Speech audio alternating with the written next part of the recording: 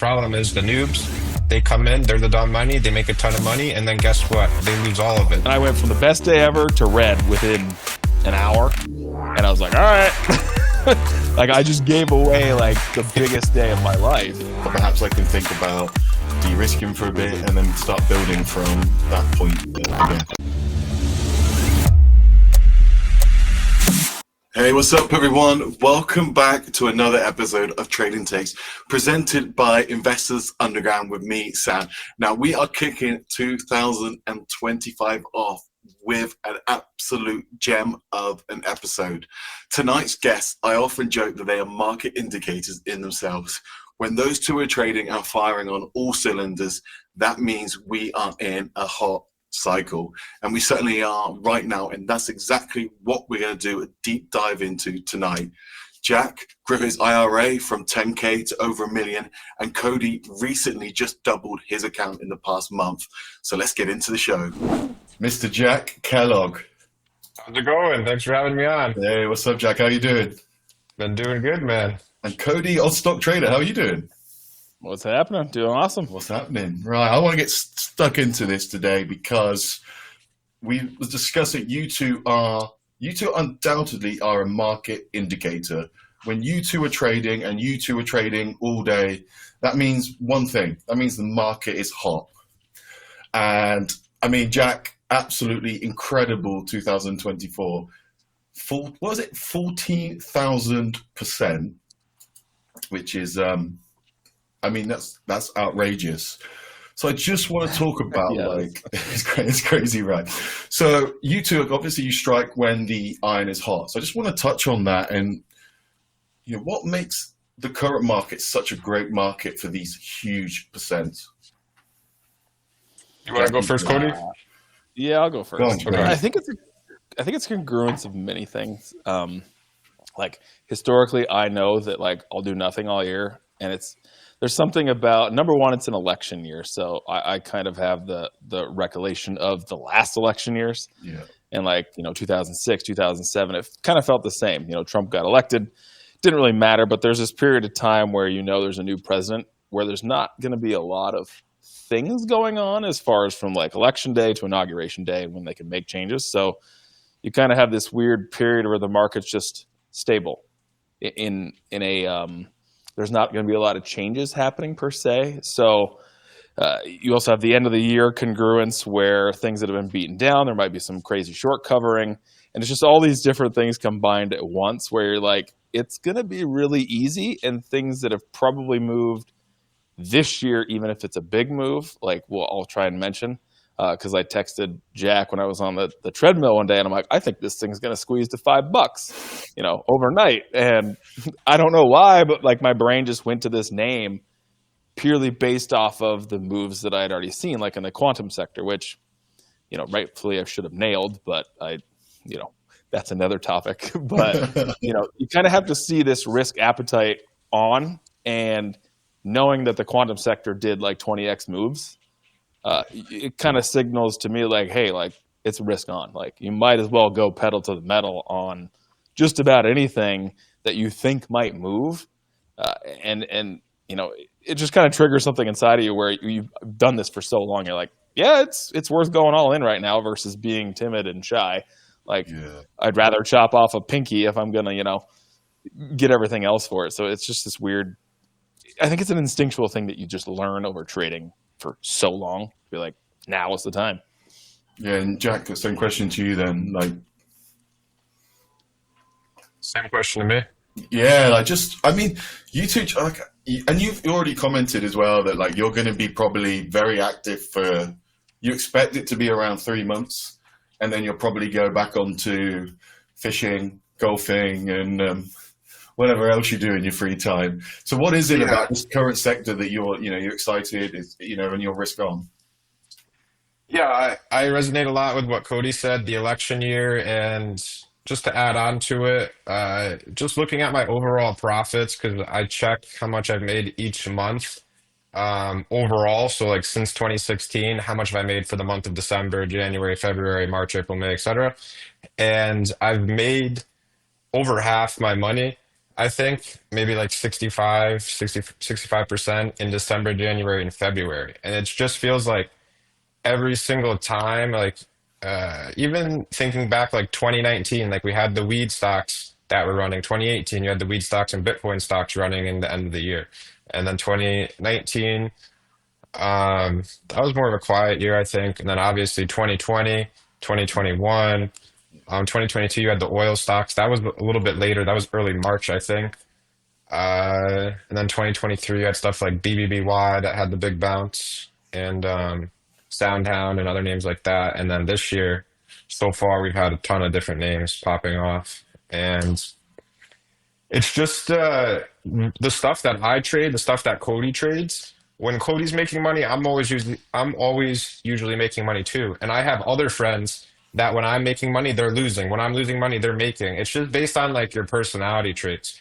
And for the way that Cody and I kind of trade and see a lot of these names, I think a lot of people have trouble kind of seeing it like how we do. And then we also have trouble seeing it like how they do. And that holds us back in some other markets.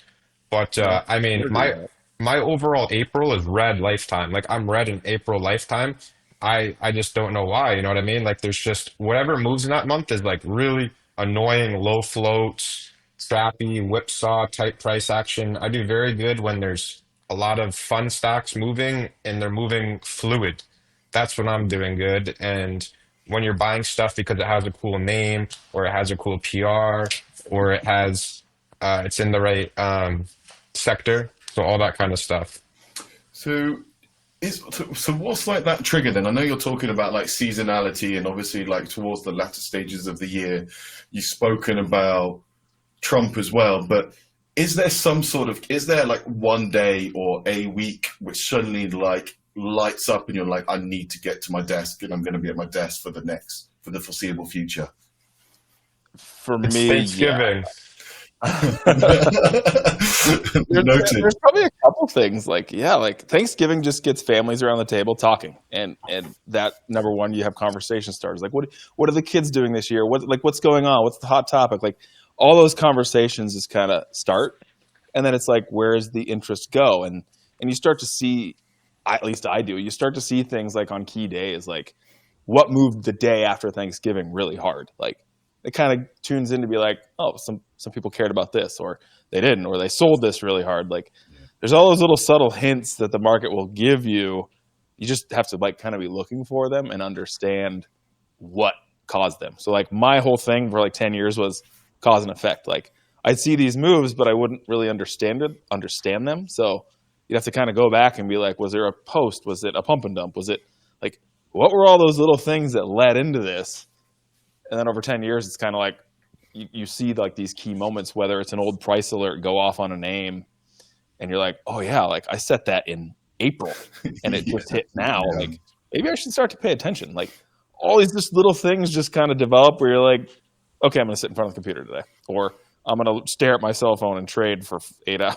So But it's just all these little things. Like that was like my whole like last 2 weeks it was all cell phone trading. Like I think I had stuff on my computer once, and maybe that's just where I'm at. Where I'm like, I like to just be able to be on my phone and trade. I was going to say that Because sounds like a it's so much dopamine hit or more fun. something as well. Like we just have that Yeah, instead of doom scrolling, you're just trading. yeah, and like I have the big giant like 4 screen like immersive setup. I have a laptop, and then I have my phone. Where the phone is a little bit more freeing. It's so much less noise. Where if I get the text alert of a price, change on something, I'll be like, oh, okay, I'll buy that. Or, oh, that's irrelevant. But it, like what Jack said, it kind of comes down to volume and liquidity. Like I know it's there because of the quantum move, and I know there's a risk appetite that's on. So that was kind of the big hint was once I realized those big moves just happened, like people are probably a little bit more apt to chase other names because they don't want to miss the next one. I know I am. I'm ready to fucking chase, man. Give me a pick. I'm in there. You know So, what I and mean? that proves my point. But like, if we were having this conversation in the middle of summer and something maybe doubled, like who cares? Like whatever. But like, so like the one name that I text him, like I'm on the treadmill, and sometimes I get my best ideas when I'm actually working out. So like, I'm like, okay, what moved crazy this year that if people start seeing this ticker show up on their high a day scanner that's going to trigger them to be like, I want to chase it because it did a crazy move. So like I text him, I'm like, I think FFIE is probably going to go, because I had been looking at it for months before, but like it was like the 150 level. I'm like, if it breaks this, it's probably going to have some legs and some moves. So I'm like, I'm fucking buy it. And like I text Jack, and I didn't really text anybody else just because I was having weird year. And I'm like, dude, I think this goes. And I can't remember what exactly he said, but I was like, I think I will too.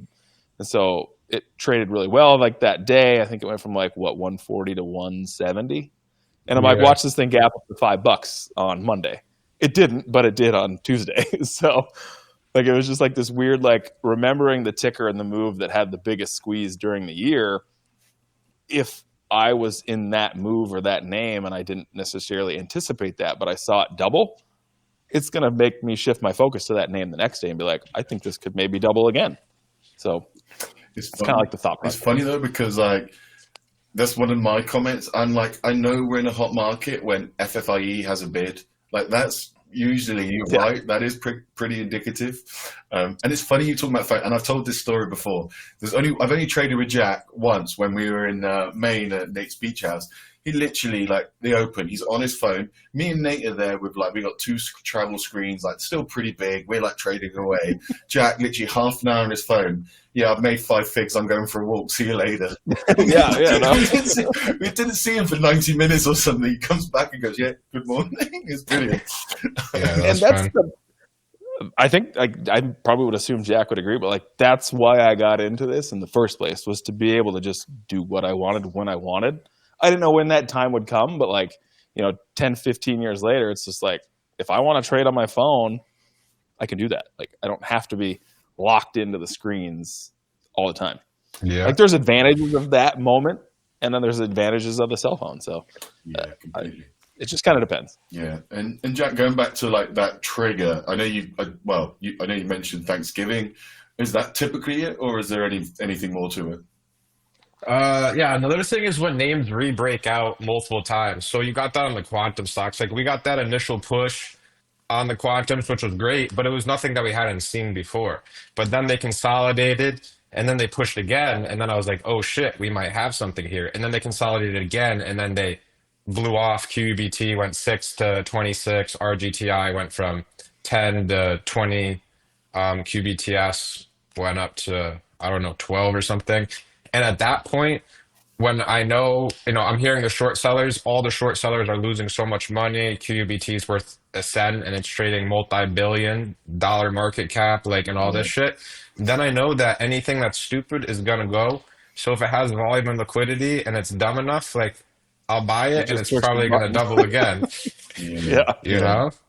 And it's just fun. It's fun. Like, and then a lot of people, they strive in different market conditions, right? So some of my friends, like when all stocks, like on Friday, when everything's down 40%, everything's getting crushed, every name's red, everything's fading hard. Or last week we had a day like that too, when Fifi crashed from 5 to 2 and all the other names crashed too a little bit. That was another time where like I'm never gonna do good in that moment. I might short the stock for like a pullback, but for me to ever comprehend that the stock is gonna, go from 5 to 2, like my brain doesn't really work like that. And I would say even like Cody has more of like, oh, it's gonna keep going. You know what I mean? For me, like I like to kind of get in and like I'll ride it up, and then if it looks good, like I'll get in and ride it up again. But for me to just hold is still tough too.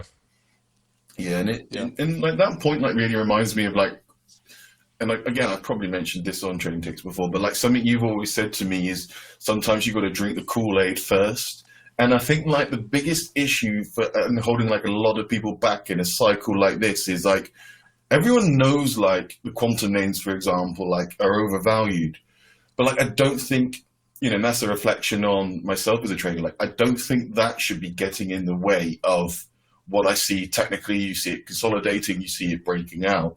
And I think that's the issue. And I think that's something that very profound that you said to me once, Jack, was just drink the Kool-Aid first. Short it later.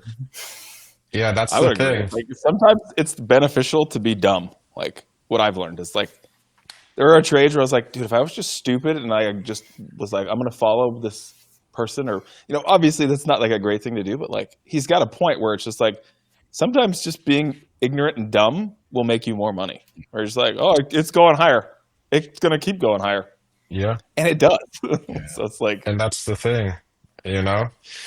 And yeah, I did tell you that. And it was because I learned that lesson because I used to be kind of more cynical towards the markets when I first started because I started in a market in 2016 when it was, a little bit slow in the summer. 20, like nothing was really that crazy. Like LFIN, I think was the craziest one. It went from like 1 to 140 or something. I started right after dries. yeah, But oh, yeah, it dries. That was a yeah, wild one. yeah, it was. And I saw idiots making more money than me. So for them, I'm like, why are these idiots making more money? And I'm like, what are they doing? If I'm more smart than the idiots, I can dumb myself down and do what they're doing because they're making more money. And all the smart traders are actually the ones getting wiped out. Like the big smart short sellers who know what it's valued at, like they're getting wiped Yeah. out and the idiots are making money. And this point has been proven time and time again with Roaring Kitty. I mean, look what happened to GME. Yeah. Retail can win. Dumb money can win. It's just they're going to win in a certain uh, Environment. environment and time. They're not going to win all the time. So this is the best market to take advantage of because the moves are very explosive. There's a lot of volume, a lot of predictability. A lot of names are moving a lot. Yeah.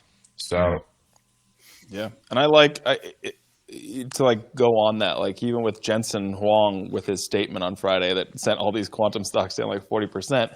Like, I think it's a blessing in disguise. Number one, like number one, it kind of popped the current momentum, but there's still going to be that interest. And now that you've got all these things repriced down 50%, if for a short like week or 2 weeks, maybe it'll be slow, but like the interest is still there because those moves happen. And if it's robotics or if it's nuclear, whatever it is. And I watch CES, so like seeing all these different things come out, it's very like the interest is still there. And Jack even said it. He's like, I'm ready to go. Like that's still like the environment that we're in. Whereas yeah, when April comes around, I think it's, buy and I've said Schwab, this before, man. Buy Schwab. Buy dude, bonds. the seasonality of trading, like I've always said this, winters are always the best. And my theory is because it's cold, and most of the people that trade live in the northern hemisphere. They're freezing cold, they're staying in their house, they're bored, and they want to be on the computer and do something.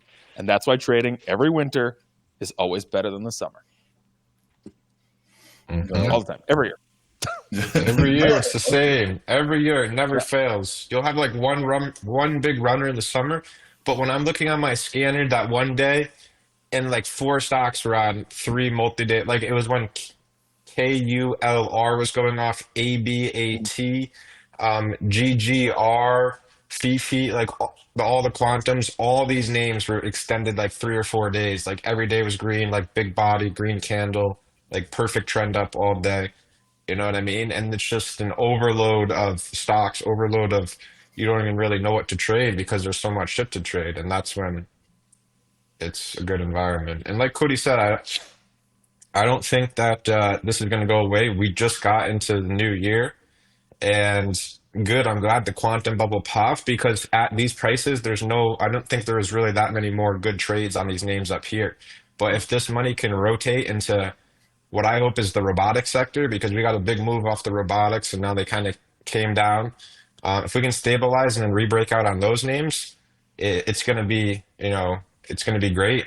Like we could see some silly prices on KITT, RR, uh, IRBT, EKSO, obviously SERV, all these names. Yeah. Um, that's what I'm kind of hoping for. What do you think, Cody? I mean, I'd have to agree, just even from like the stuff that I've been fed on YouTube, because CES just happened. So like I look to see maybe there's one or two things that are interesting there. And the one thing that was like the most interesting was obviously it was a robotic thing, but it was a new vacuum that has an arm out of the top that extends out, and it has like pinchers at the top.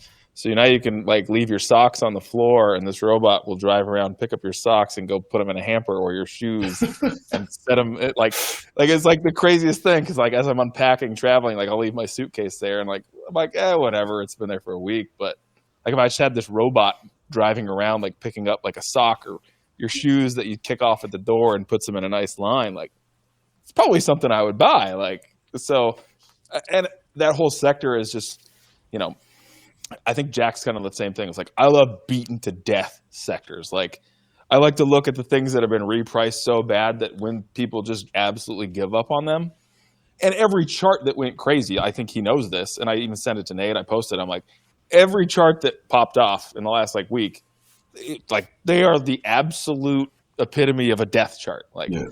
they were maybe worth 100 million. Now they're worth 5 million. Like charts like that, like you're going to get explosive moves off of those bottoms, even if it's short covering. And then you just get sucked into like the day traders and that's why Jack said, like, if we're winning, the short sellers that are usually like winning are losing. So it's like this weird rotation where I kind of realized after 14 years, I'm like, if you're a short seller, don't go hard in the winter. If you're a long, go hard in the winter. Like you just have to know that reverse of like, do you always make money shorting?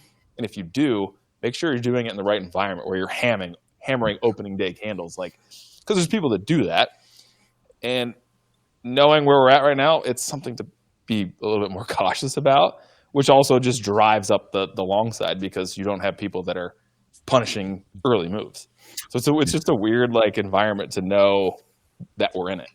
Yeah, and to be fair, like it's really that's really on topic at the moment. Like last night on Twitter, that's what everyone's talking about, how difficult it is for the average trader, the average short seller trading gappers, for example, or whatever it is, because the range is ridiculous. We are seeing lots of squeezes. And I think like what you're saying is like, I always talk about like details matter. And I think it's really important to be aware of the cycle. And that's why, like, for me, like, I know that when you two are active, I'm chill. I'll be really patient and I'll wait for, like, instead of like waiting for it to break pre-market highs just or wait whatever. for us to be quiet for a day. What's that, sorry? I said, wait for us to be quiet on Twitter. Yeah, that's for right. a day. And there's your signal. Be like, it's that tweet when you go, oh, I've had 3 great days. Now I'm going to like be really patient. I'm yeah. like, right. Okay. That might be the day where I'm like, okay, now I can hit that. Like but like that makes sense. If like we're an indicator that, okay, it's really good. And then all of a sudden we're like, okay, maybe we should calm down. That should also be a signal to be like, oh, yeah, well, maybe there's some good shorts. Like the quantum sector, I knew that there was going to be a great trade, but you never know when that's going to be. Does it go from, does it gap to 52 to like 70? Like, could you have It could have gone like a Mara move. Mara went to 100 for 50 cents. Why couldn't QUBT go to 100? And that's why I don't short sell. Like, I don't want to be in that one move that breaks you. Like, as a long, like, whatever. Like, you can lose 100%, whatever. But like as a short, like, I think the Kodak move when I was shorting that was like the last time I ever was like, I'm shorting anything with any size of any sort. Because like having that day was like, I don't want to do this anymore. Like, yeah. So I think anything. I come away from that thinking anything Trump related.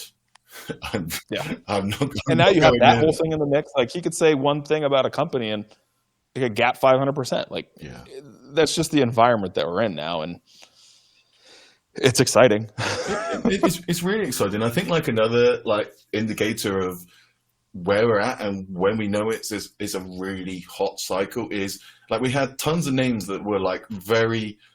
I'll be generous. They're very loosely related to quantum. Like I think there was a biotech with quantum in its name, and that's obviously running as well. Like I think that's probably a pretty good indicator that anything can happen. Yeah, we had a couple OTCs too. QNCCF ran from like a cent to $1.20. BTQQF ran from like 20 cents, 30 cents to like $5. And we haven't seen OTCs move in the longest time, with the sector. Like last one I can really think of is like ALPP ran with the drone stocks or stuff like that. But we haven't seen like the OTCs. So it was a really strong sector. Oh, I think we had ZNOG run with the oil sector. I remember that one. Yeah. But yeah, like that whole like the whole OTC market was kind of dead for like 3 years, and it has those cycles. And now you got Fannie Mae and Freddie Mac, and what was the possibility of them coming out of conservatorship? Like that whole speculation, like that's going to be a crazy trade. Like, does Fannie Mae go to 10 and then have a monster like 40%? That would be like the most amazing thing, because when I saw that Fannie Mae move, what was it, 2013, where it went from like 520 to like a buck 80 in just the perfect red line without a single green tick. Like, to have that again would be a dream. Uh, but like, do I want to try and trade that long on the front? I'd probably just rather trade like the bounce. Like, that's kind of like the new evolution of where I'm at. Not to like go off on a tangent, but like, I've mentioned it before. Like, sometimes I'm way too early for my own good. Like, these quantum names, like, I read a book, like I posted some videos earlier this year. I'm like, this is going to be a sector that goes crazy, like, just because of the potential of this technology. So I'm like, I was trading these quantum names all year long, just getting smoked out on crazy moves. Like Rigetti, I probably traded 30 times this year, lost most of them. And then when I went on the cruise in September, I gave up. I'm like, I'm not going to touch any of these things. And then, obviously that's when they go, when you get the most exhausted of trading all these things. Yeah. It was just like, it was like the antithesis of like my absolute annoyance. So I'm not even going to look at the market anymore. Like, to be so right and to be exhausted out, sometimes there's a point you need to get where you're just like, I'm done with it. That must be so frustrating. And it was. That's So like, the I didn't worst, look at the man. market for a week. Yeah. Dude, like I deleted every app. Like I don't even want to look at trading. I don't want alerts on my phone. Like I kind of had my phone in like DND mode for like a whole week. And it helped because like sometimes you just gotta like unplug, go fishing. I've done it before, man. I've done And it it's good. before. It's healthy, like I Yeah. think. And it's just the way trading kind of goes. Like it's not always great, but when it's great, it's great. Yeah. And when it's crappy, it sucks. So like, I don't know. Yeah. Yeah, 100%. I'm still to this day very frustrated at times, and I'm sure, and I don't know if that's the same for everyone, but like I'm like, there are just one of those days where I'm just like, I'm really pissed off, and I do the same. Like I just have to go to the gym, hit some balls, like at the range or whatever it is. I'm just like, I just gotta get off. I mean, mainly get off X. That's usually a good starting point. Yeah. Because sometimes when you're too deep into something, you just have to get out of it to like re-see it properly again. Yeah. Yeah. Once you get too emotionally invested, Yeah. emotional Like you have to, investment is the worst thing you can do as a trader, man. yeah, you have 'Cause to detach. And I posted this today, actually. I was like, I think at a certain point, I got so attached to the money that it became an emotional thing. Like if I saw it just slowly going away, once the money became real, you started getting emotional. And then it's like every little loss is just another chip. You're like, ugh. But then as soon as I like let it all go and I'm like, this is just a tool. Like that's when I was like, this is easy. Like you sometimes you just have to hit the wall to bounce off of it. And like, it's kind of the way I think we are just as humans. So Yeah, you can't get lower than rock bottom, that's for sure. So I tell you, one thing I'm keen, like, I think particularly like you, Jack, who, I mean, it's fair to say from you both that these are the markets where you can absolutely level up and make, obscene amounts of money. But like, Jack, how are you going from like 0 to 100 so quickly? Like I know you said it with a smiling face, but like, right, you turn up the day after Thanksgiving. How are you just bang on the accelerator straight away? Is there a process behind that? Are you sort of stepping up slowly? are you talking about like trading and like how I'm managing my risk and stuff like that, Yeah, or what's just the 'cause, deal? like, obviously, like you turn, like I always think, like is what you turned up, and you think it's very likely that you're in a hot market, and it's a case of like, what's that process to get from, say, like you turn up the day up like Black Friday, and your risk is like 5K. Like, how are you sizing that up quickly to get to the point where you're like, I can really level up in this current market? I think the simple question is, when do you know to step on the gas? Okay, yeah. Like, it's more like how are you stepping on the gas there? Because you're obviously like you're stationary. You're not really trading as much. You turn up when you perhaps something runs and you're like, okay, I'll turn up the next day. I know to turn up. But now it's a case of bang. This is the next 3 months. I'm going to make a mil or whatever it is. Yeah, I just start with, so my account is whatever size it is, and then as I start making more and more money, I just start incrementally increase. Like as my account grows, I keep sizing more and more and more. Um, even if there was an opportunity that was better in, you know, in October, and now it's, say it's December or whatever, and I have more money in my account, I'm going to size it more no matter how good the opportunity is. That's why I get so hurt in April, because April the market shifts and I have so much money in my account from the last 4 months Mhm. that I take a few really big rips and then I'm like, fuck, it changed. So this year I'm trying to get ahead of it and expect for it to change in April and decrease my account size. And then, hey, if I keep growing my accounts with a small amount, I can just build it back all the way again. But the key is to really just compound when you're winning and then decompress when you're expecting or are losing. Yeah, is that the same for Yeah. you, Cody, as well? It's basically the exact same. So like you'll start with like a one risk and you'll be like, this is like what I'm acceptable right now based off of my account level. I want to risk this on this trade. And then Yeah. it works. And you slowly just start to incrementally increase that. And what I like to call it now, and I think Nate maybe quoted it, maybe not, but I call it the warning shot trade, where I take an oversized trade, typical to what I started at based off of the account size, and it's an overconfidence trade. Like, this is a great trade, it's going to work, and that one just punches you right in the face. Like, I call that the warning shot, where I'm like, all right, I need to de-risk kind of everything, because maybe the market just doesn't agree, maybe it's changing, maybe it's shifting, but like what Jack said, and even Nate knows this, like, I used to just go, go, go, go, go, go, go, and then I'd lose like 30%, and then it would just like stop. So I try to get ahead of that drop now, Yeah. just based off of that first, like, whoa, this trade did not go how I thought that it would. And it's really that simple, because once you start letting that compound, then it gets really bad.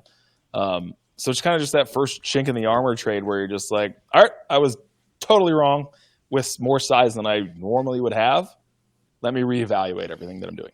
Yeah. That's just kind of like my process now. I still think that's, again, like one of the very tough aspects of trading, is that, like, as you're growing and your size is increasing, there is probably going to be that gut punch where all of a sudden you have that record loss, and you're like, it's often, I think you're right though in that how you framed it to turn that into to a positive, to be like, okay, I've had the punch, I've had the, what did you call it? The warning shot. Warning shot. Warning I've had the shot, warning right. shot. Okay, Yeah. now I need to size down. Now perhaps I can think about de-risking for a bit and then start building from that point again. Yeah, and I guess to go on that one more time is like I remember it vividly as far as like during the COVID days. Like it's all in all day, every day. Like that's kind of where the market was. We're just like, it was dumb to have any cash. Yeah. And so I wake up one morning and I'm literally, it's the best day ever, like that I've ever had. It like, and I think the It was day probably before like was my best day second ever. week of February or something, Yeah, I think it was like the 2021. first week of March 2021. Yeah. And I had said it over and over again where I'm like, if Nate ever goes in the OTC room, I'm selling everything. Just because like that was the signal for like the last 3 years, is whenever he showed I up to remember like you saying high that. risk, crushed.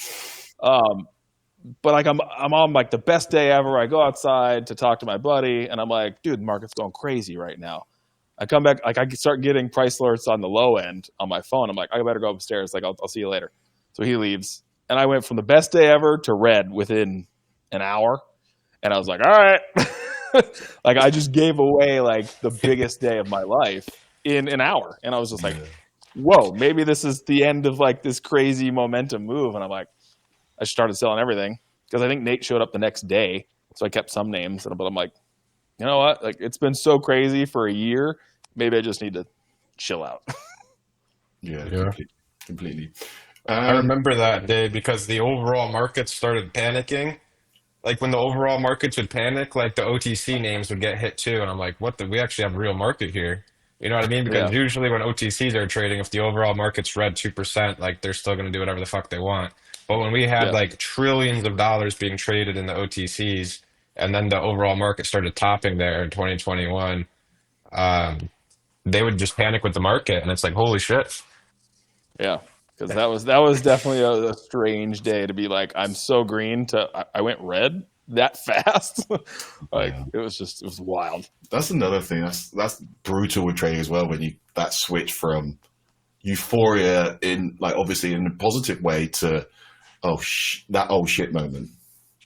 I think preparing yourself for that's an inevitability is also another strength. So like knowing that if you're gonna push, you have to expect there's going to be a day where you push so much, you're going to give away like that whole day and maybe like the day before. But like being okay with it doesn't turn your emotions on. And I know that I've said it over and over again, like Jack said earlier, emotions in trading are the absolute worst thing that you can do. Like just, it's just numbers on a screen. Like when you get to that point where it's just like you just trade so much better. I mean, I've seen Jack's equity curve. It looks pretty smooth. It looks pretty smooth. I don't know if you've had many of those days where you've had like a big pullback or not, but it just looks incredible. Like Just Yeah, Jack. just slowly trucking it's from bottom left to top right. it's smooth. I traded pretty poorly this year, honestly, before October. I did good in February, but I was red 5 once this year, which was tough. That's why Familiar. Cody was texting me he was gonna quit. But it was hard this year, man, and last year was pretty hard too, and so was 2022. But I feel like every year kind of has its difficulties. It's all about how you Yeah. mentally handle it. And if you just know when to go, that's all you really need to know at the end of the day. And Yeah. you just gotta make sure not to get yourself. The worst thing you can do, who cares if you made 500% or 1,000 or 1,500%? The problem is whatever your high is, and then if you start losing 30 or 40% of what you made, that's where all the emotions are gonna come into play. Like I rather would have just been where I was at without the loss because you want to get always back to where you were and you want to end on a high note to like relax. But with the style of how I trade and how Cody trades, we just push so much. Like I was all in my IRA every single night for like the past like 30 days or 40 days or something. Like every night I was was the all in. same. You know what I mean? And No, it's the same. It's like literally, I'm like, I have no more buying power. Like, every day, but like I want to buy 15 more things. then I'm trying to log on to other brokers and get more buying. That's when I know like you gotta just be very cautious because there is gonna be the trade that you just get wrecked on. And the day that you get wrecked on, like thank God I wasn't long size overnight on anything Friday because it all dumped. It was kind of a warning shot the day before. Like we saw OPTT, that was a breakout that gapped up on every breakout, and that thing gapped down.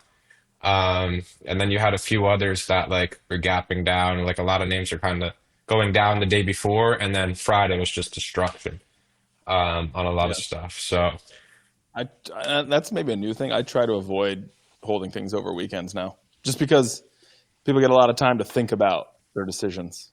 Whereas, like, I would much rather swing trade something on a Monday to Tuesday or Tuesday to Wednesday than Thursday, yep, Friday, I've Friday I've been to Monday. noticing Monday, Tuesday, Wednesdays are very good for the longs, and then it seems like shorts always cleaned up like Wednesday, Thursday, Friday, and we've been in the same cycle. So we'll see on Monday, like if we just have infinite bids back on some of these names, uh, and we'll kind of see how it goes down. If stuff goes even lower on Monday, that's gonna be a punch in the gut. But we should see some things start to look good. Right now, all I really see that's holding up, Fannie Mae's holding up near the highs, GME's holding up near the highs, and we have a lot of the robotic stocks in the support right now. And then obviously the quantums are trying to figure themselves out. I mean, Yeah, and the quantums. I think the quantums will have another rough day on Friday, and then you'll probably have like so. Like I'll wait for like that straight down, another little bit down, and once you kind of see like that first bottoming, you get to one more yank, and then it usually kind of rebounds. yeah, I mean that's the Um, setup I'm hoping yeah, for. Just for context, anyone watching, we are recording on the 9th of Jan. So literally the day after that all the quantums had like pretty much the negative red 40%. 50% day, give or take. It was pretty bloody, that's for sure. Yeah. I just wanted to ask you both as well, like in terms of like it sounds like well, from it looks like it sounds like you're swinging most things. So is that the time frame, a few days, or is any intraday trades, or is it mostly sort of a couple or Um, more? I think it kind of depends. Like FFIE, I thought it would gap one day. Like I thought it would go to 5 one day early. Like it did eventually go to 5 like the next day. But like sometimes you just have to take yourself out of like the trade to be like, I've waited so long to like attack this name. I'm probably in it at the right point. I just have to give it more room. And that's kind of one of the reasons why I like the cell phone thing. Like if I was so hyper focused on my desk, I probably would have sold out of like FFIE that first day, because it like, I think it broke out and then it immediately like got hammered within like a 10-minute candle or something. Like it went to like 152, right back to like 136 or something. And I was like, I probably would have exited, but because I was on the treadmill and I'm like listening to music instead, like I didn't care. I was like, I want to be in the trade. So it's kind of situational, I think. Whereas sometimes if a thing triples intraday, like probably Boxel, you're sell not it. gonna take it overnight after it went up 300%, you know? No. Yeah. Like different names have different frameworks of how they're going to run, right? If you look at Fifi, how it Yeah. ran in May, it went up 4 days in a row. So for it to go up 3 days in a row, it's not that hard to see. Hmm. But to be betting on, Boxel to go from 10, 20 cents to like $3, then it go to 10, then it go to 15, that's a little crazy. Same thing with Holo. Um, Yep. like that thing proved to be a big runner too, and that thing, that was a huge runner. Whereas WIMI, that never really proved to be a huge runner. It still gave really nice pop and drop, but you just got to kind of use their previous history, or at least that's what I do, to kind of get an idea Exactly. on how these things can run. Yeah. Yeah. Like with Box, like you said, like the only reason I had interest in like swinging that was because I looked previously. I'm like, dude, this thing had like it gapped up and it had a monster candle day. So I'm like, it has the history of being able to do that, and that's why you care. Like, Yeah. if it never has the history of it, like it could set a new precedent. But like seeing the fact that it can make that move, just like FFIE did, like it gives you kind of this weird sense of confidence to be like, I'm just going to keep it longer. Like instead of an intraday trade, I'm going to give this like 3 days regardless. And like if I even have like that hint of it, I will look at the options as well and be like, can I buy a ton of options for stupid cheap on like just a crazy? And I've always said this, like I treat options binary, calls, puts. I treat it like a blackjack hand where I could win 20 times my money. And if I lose it, whatever. Like, so you want to bet $1,000, $5,000 on like an options bet at the end of the week, like you might lose that bet, but you can also make so much more if you're right. And that's why I love options in that like regard. It's like It's a you nice can just take parlay to advantage of, comments. yeah, like whereas you can only buy so much of the common, like you can over leverage on the options and lose just whatever you put in there. But you could have such leverage on this name that you could actually move the name because of that trade as well. And like that was the thing you saw with GME during, the mania was the options moved the stock. So, and people kind of forget that. It's like if there's crazy options trades, the stock's going to move after the fact, especially if the open interest stays there after the close. So like they're going to review the books and be like, whoa, like somebody bought 50,000 contracts and we sold them. Maybe we should hedge our bet a little bit. So Yeah. that's like my weird theory on options is they're kind of how dumb money took over the market during that GME move is the power of those things is I don't think it's known yet. Yeah, I mean, you're famous for like these multiples of hundreds of percent. So like options suit your style in terms of that. Like I know you've had some like 500 pluses or something this week. Yeah.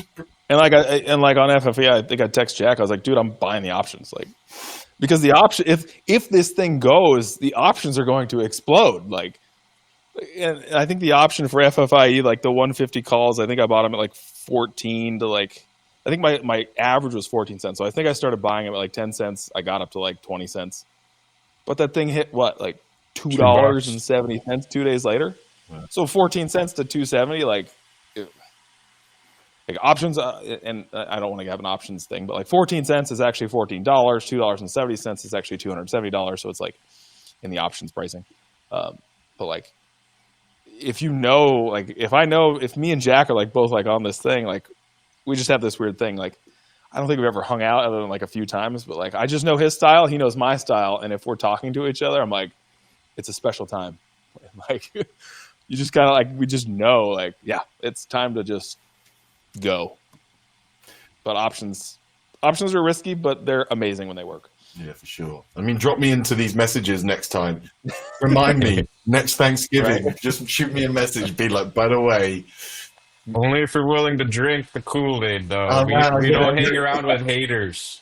I know. Hey, We I'm certainly not a hater, and I mean, I just like yeah. I think for a lot of us, like I think like this style of trading as well, in terms of like how you can make enough during a season to then chill out perhaps in the months that you don't perform to enjoy life, etc. Like, and I just think, and I also think like during those perhaps quieter seasons, actually the cycles are really obvious because you tend to get something that does something stupid, like a DRUG, for example. When was that? Like back probably end of the summer or something like that. Perhaps it was in September. Then you get obviously like the next day, there's tons of small caps That going. was a great day to wake up at 4 a.m. and trade.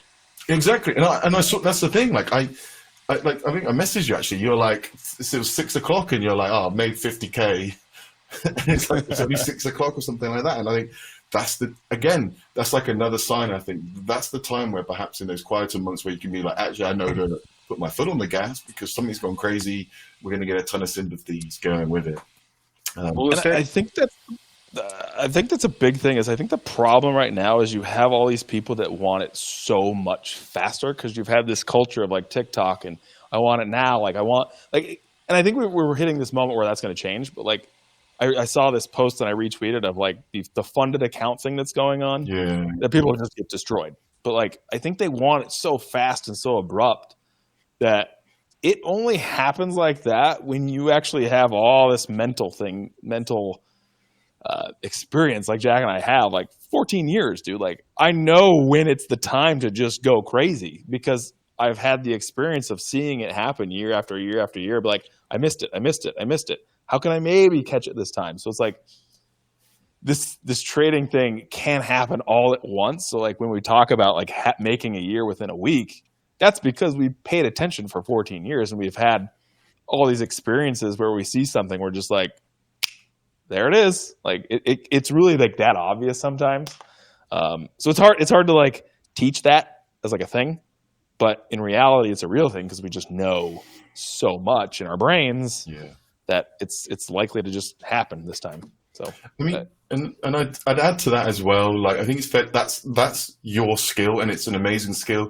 But what I think is like amazing about it as well is you aren't conflating the idea that all of a sudden you're some godlike trader. You're very aware that it's a cycle, and I think like for a lot of people, they all of a sudden think, "Oh my God, I'm an amazing trader. I can That's keep where it the up." noobs make the mistake, though. But we've had enough depressing days where we know that we're not the gods because it's only human nature to feel like the man if you buy something stupid and you sell it 6 times the price, a couple weeks later. And yeah, we, I, I've suffered huge losses, huge percentage losses, losing everything. Uh, so I know that it's the cycle, right? And Cody knows too because we've yeah, been doing it long enough and we survived long enough. But the problem is the noobs, they come in, they're the dumb money, they make a ton of money, and then guess what? They lose all of I it. Like give it if you all up. saw that COVID 2021 chart, like the retail was down like what, 95% in 2022 at one point because they're just going to keep humming and humming and humming, and then eventually they just get blown out. Whereas Yeah. we make some and then we hum some more and then we lose and then we're like, fuck, we got to take the foot off the gas and be depressed, you know? Yeah. And that's what I think one of my biggest posts ever was like, I think I tweeted, it was like, as long as you just survive, you're eventually going to thrive in trading because everything and all those experiences all just combine into this beautiful like text where I'm like, hey, Jack, we should probably go all in for the next week because I don't know why, but it's probably that time of the year. And it's just like, that's how it works sometimes. Like, and that's why I didn't share it like on Twitter this time because I was like, I don't know, maybe I was going through like a weird, like it's a depressing phase to lose constantly where it's like, I don't want it to be because I posted about it. I want it to go because it actually, you know, my reasoning is right. Like, Yeah. and that's a weird, like, it's a weird like thing where, you know, if I post about it and it goes crazy, like maybe it's because all the people that saw the post, they just started buying it because they want risk on. Whereas if I maybe share the idea with one person, like that's not going to really affect anything. But like if the idea works, then it also lets me know, okay, like the ideas are working. I might as well keep going a little bit harder. So like it's just a weird experience, congruence of knowledge, pedal to the metal moment. So Yeah, no, absolutely. And I mean, it's been such a blast chatting to you guys. It's amazing to see like the camaraderie you two have as well, and I think like it must be great for you both to have that other person where you're like, if you're independently coming up with like, if you're both saying separately that it's going to be a good time to trade, and then you come together and trade. That's, to me, I'm just like, that's got to be immensely powerful. Yeah, and I don't, Jack. When was the last time I texted you? Like 6 months ago. Yeah, We don't even talk that often. But I was just like, yeah, I picked Jack. I'm like, I'm gonna text Jack on this one. I don't know why. yeah. Nobody else. And there Because was, I think there was just like a vibe and like how we've talked and how we've known each other through the years. I'm like, if he thinks it's a good idea, maybe it is. Like, the funny, I just bring it down to a weird level where I'm only going to share it with one person, and it was him. So it is what it is. the funny part was that day, which gave me like total conviction, was when Cody texted me that, this small room that I'm with a couple friends, they were also texting that, but it was Cody's reason, but their reason was it was the EV and Tesla was ripping too. I mean, Yeah. Tesla was up 70%. And we remembered that that stock ran with the EV names. Yep. So they were texting me about that. Then Cody texted me on top of that and added the end of Out of the year and blue. the short Right. cover thesis. And then at that point, my brain was just going, buy, buy, buy. And I started buying that thing at like a dollar 36, dollar 37 Yep. or something.